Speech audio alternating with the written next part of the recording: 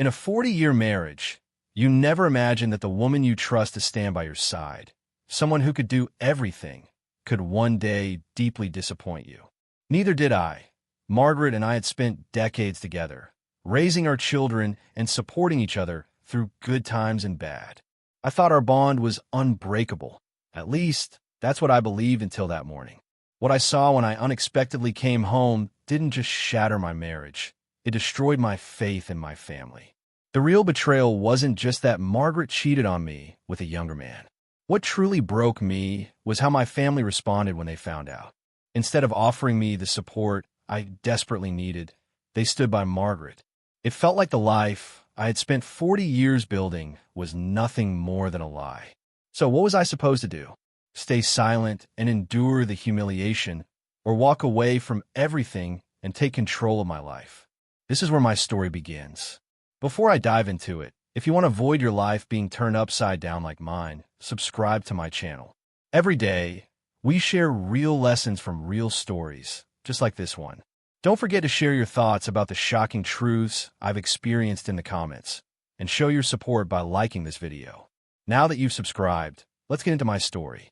All my life, I trusted Margaret. Together, we faced every challenge life threw at us. But that morning, when I came home earlier than expected and caught her with a younger man, my world collapsed. Words spilled out of my mouth uncontrollably. Have you lost your mind, Margaret? Kissing someone whose mouth I wouldn't even dare imagine where it's been. Or do I already know? The shock on Margaret's face quickly gave way to indifference, and that hurt even more. "This is Daniel," she said, as if that explained everything.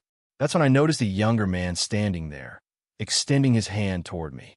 Despite the rage boiling inside me, I kept my composure.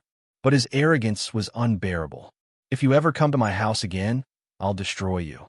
"I have a gun," I said firmly. The smirk on Daniel's face disappeared instantly. A heavy silence filled the room before he left, leaving destruction in his wake. As Margaret followed me into another room, she had the audacity to ask, "Was that really necessary?" Her words made it seem as though I was the one in the wrong. At that moment, everything became clear. For years, I sensed Margaret pulling away, but I couldn't figure out why. Now, the truth was painfully obvious. "How long has this been going on?" I demanded.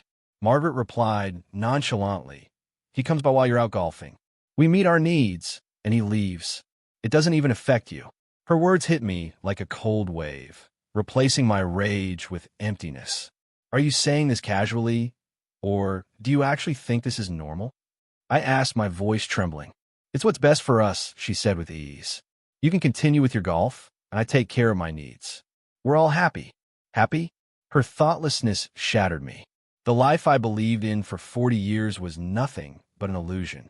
But I had no idea how much worse things would get. The next day, July 4th, our family gathered as we always did for a barbecue. While preparing, I noticed Margaret acting relaxed, as if nothing had happened. Watching her, I tried to suppress my anger.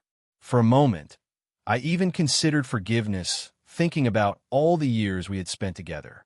By the end of the day, everything changed completely. In the late afternoon, as we all sat around the table, my daughter Sarah looked at me and said, "Dad, we need to talk about Mom." I turned to Margaret, whose calm expression revealed nothing, but inside, I felt something breaking. "What do you mean?" I asked. "Mom has her needs," Sarah said, as if it were perfectly normal. "And what needs are these?" I asked angrily. "Dad," she continued, "you need to support Mom. Her happiness is important, and honestly, you need to accept this." That was when I realized it wasn't just Margaret who had turned her back on me. My entire family had. Even my son Michael chimed in. "Dad, this is important for Mom. You need to understand." The disappointment and loneliness I felt were overwhelming. I had done everything for this family, met every need, and sacrificed so much for years.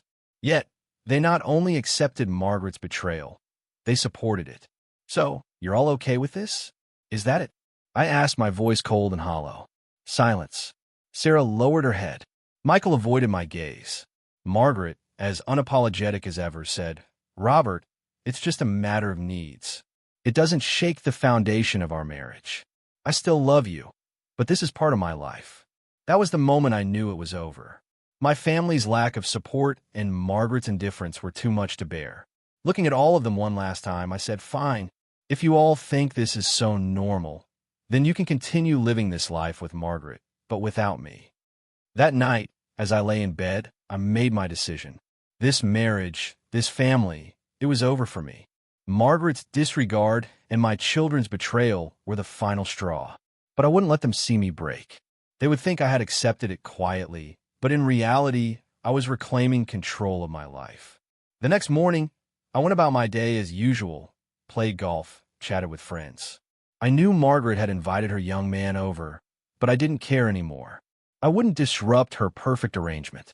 Instead, I would carve out my own path silently. Thanksgiving came, and Margaret decided Daniel should be part of the family. She invited him to dinner at my house, to my table, with my children present. Watching Daniel chat with my family, as if everything was normal, was the final straw. During dinner, I knew what I had to do. Quietly, I went to my room and began organizing my things. I wouldn't interfere with Margaret or my family's happy life, but I wouldn't let them forget me either. On July 4th, while the family celebrated, I left behind a letter and walked away. In the letter, I explained everything. How Margaret had cheated on me, how my family had sided with her, and why I had chosen to leave. I also took full control of our finances. I left them enough to live comfortably, but I took everything I needed to rebuild my own life. And here was the biggest surprise. I wasn't leaving alone. I don't know how Margaret and my children felt when they read my letter, but I do know one thing. At that moment, I gained the greatest freedom of my life. After years of putting my own needs aside, I finally stepped into a life where I would live solely for myself. Thank you for listening until the end. See you in the next episode. Take care of yourself and your loved ones. Goodbye.